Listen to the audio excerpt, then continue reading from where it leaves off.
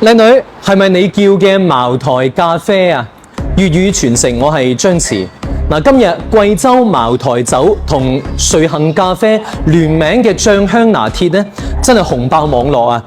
俾大家睇睇，裏邊仲有粵語知識嘅喎。哇，真係有支茅台酒嘅喎。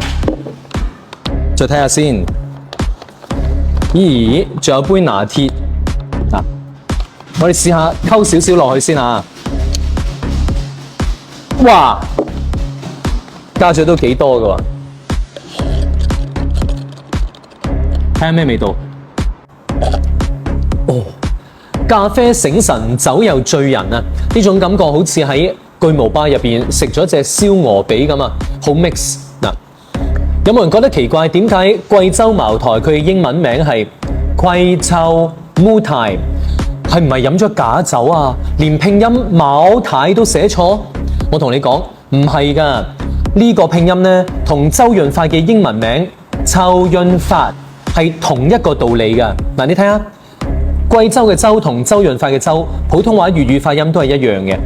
但係佢哋嘅拼音呢，唔係漢語拼音 GO 喎，而係 CHOW 秋。呢套係乜嘢拼音嚟㗎？話俾大家知，好有文化嘅。話說喺182年前，中英第一次鴉片戰爭爆發啦。有一個英國士兵啊，叫做威妥瑪，佢係嚟咗中國，喺中國生活咗40幾年。佢研究咗清朝官話、粵語各地方言。於是呢，佢就發明咗一套拼音，就用自己命名叫威妥瑪拼音。呢套拼音呢，就係茅台酒同周潤發嘅名用緊嘅拼音啦。呢套拼音呢，從清朝末年開始，一直到1958年之間，中國一直都用緊嘅。佢係用嚟拼所有中國嘅人名、地名、事物嘅名。譬如話中華煙葱花，我唔食㗎，問人借嘅啫。